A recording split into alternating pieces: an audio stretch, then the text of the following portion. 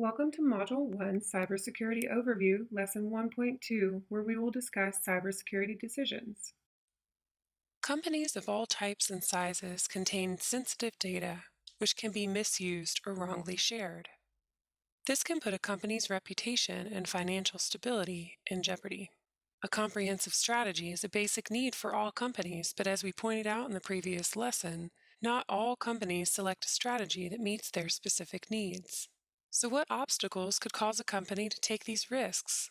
In this lesson, we will answer that question by delving into the driving forces behind decisions companies make regarding cybersecurity. Specifically, a company's attention to the 99% of secure data rather than the 1% of unsecured data, a company's perceptions regarding cybersecurity in relation to a company's size, a company's interest in the bottom line above protecting valuable IP, their focus on meeting compliance standards instead of company needs, and the disconnect that often happens between IT staff and executives.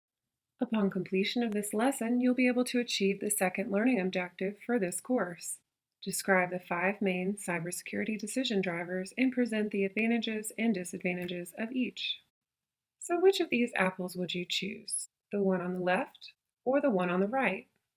Probably not the one with the hole in it. In the same way, you would think that companies wouldn't select cybersecurity systems with holes that leave them open to an attack. Surprisingly, many companies are okay with being secure 99% of the time because they feel confident that the 1% of unsecured time is too small of a window for an attack. This line of thinking is why so many companies have experienced data breaches.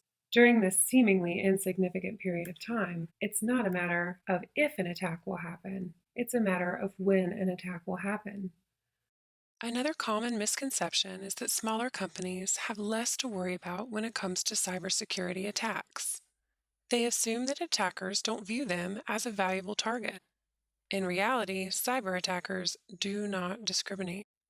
Decreasing security measures as a result of this thought process would be a mistake, because all companies, big or small, will be attacked.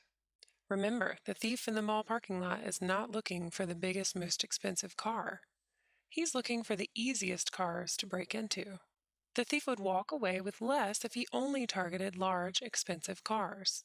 In the same way, attackers send out automated viruses that don't discriminate between large and small businesses and only care about finding breachable systems. Even if a small company does not have much in the way of sensitive information for hackers to steal, they may serve as vendors to larger companies and inadvertently open the door for hackers to enter.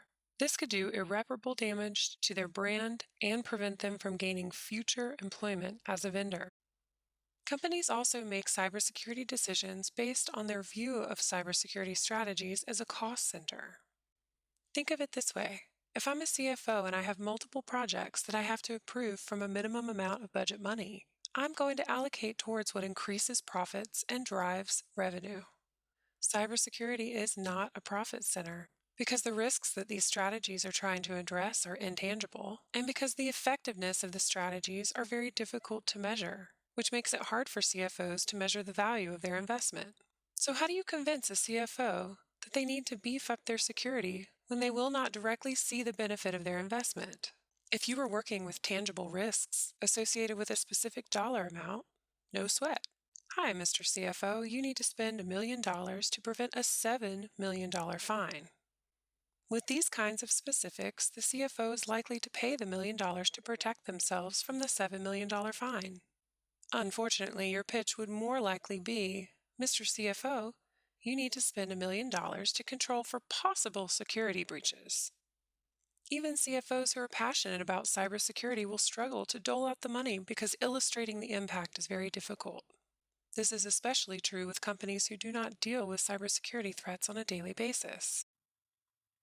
In order to change this conversation, it's important that your CFO understands the value of cybersecurity in relation to cost. Companies need to view cybersecurity strategies as revenue protection and then develop a robust strategy, analyze the strategy for effectiveness, and revise the strategy based on analysis. Achieving these 3 steps will prevent continuous spending on ineffective cybersecurity strategies. So what does your pitch look like now? What if you could say, Mr. CFO, you need to spend $1 million to control for possible security breaches, and we will provide metrics to demonstrate the value of your investment. Sounds pretty good. Monitoring and analyzing a cybersecurity strategy provides metrics, which offers tangible signs of effectiveness to back up an investment in a security strategy and identify areas in need of improvement. While companies should decide to implement security measures for the purpose of adding business value, these decisions are often driven by compliance. Compliance driven security is often designed to avoid penalties that would result if a standard is not met. Standards vary depending on the industry and the company, but are often tied to government agencies, such as HIPAA and PCI. On the surface, compliance driven security seems to be an effective way for companies to address threats and risks. After all, they are meeting mandated security standards. Isn't that enough? In reality, the answer is no. Compliance agencies are not as concerned about the company's security as they are about their own security. Therefore, any standards are not going to be tailored to the needs of the company. Compliance driven security can also result in a whack a mole product. Whack a mole products consist of software or services purchased in response to an immediate threat. They slap the product on top of the immediate problem like a band aid, and then they react to the next emergency or deadline. While companies need to comply with standards, they also need a security strategy that is tailored to their very unique needs and allows them to plan and implement their security processes far in advance. So they not only meet the compliance deadlines, but can rest assured that threats which are not covered by the standards will also be controlled. Even IT staff who are focused on developing a comprehensive strategy instead of only working to meet compliance standards may not be able to successfully implement a plan. This is often due to a disconnect between the IT staff in a company and the business executives who usually make decisions regarding purchases and the implementation of new procedures. This disconnect often occurs when a company is not positioned to allow communication to flow up. The other piece of this disconnect comes from a mismatch in terminology, where IT specialists talk threats and network security. Company executives often talk risks, business initiatives, and the bottom line. In order to address this issue, IT professionals and executives need to adopt a practice called IT alignment. Through this strategy, they learn what other divisions are trying to produce and what they were trying to accomplish so they can better assist in the process of developing a cybersecurity strategy. But this is a two-way street. Company executives also need to communicate expectations in a way that IT staff is able to perform the necessary tasks. An even more powerful solution to this disconnect is cybersecurity frameworks. Frameworks, including the NIST cybersecurity framework, which we will discuss later, help companies create a common language and a shared methodology, which allows for necessary conversations during the development of a cybersecurity strategy.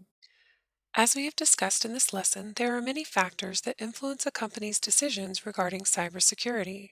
Sometimes those decision drivers do not align with reality. Companies hear 99% secure and decide not to improve their cybersecurity strategy because they assume an attack on the 1% is unlikely. Unfortunately, hackers view the 1% hole in security as an unlocked door to their next attack. Small companies may underestimate their cybersecurity needs because they assume hackers are not interested in their data. What they fail to consider is a hacker's ability to use small companies with weak cybersecurity as an entry point to larger companies with more valuable data. Costs also influence cybersecurity decisions. While improving cybersecurity strategies can be costly, companies need to consider the cost of losing brand value and customers as a result of a cyber attack. Instead of thinking of brand value and business stability, many companies base critical cybersecurity decisions on meeting compliance standards. As we discussed, compliance standards do not always result in a robust cybersecurity strategy. In some cases, IT staff in a company may recommend improvements to cybersecurity strategies.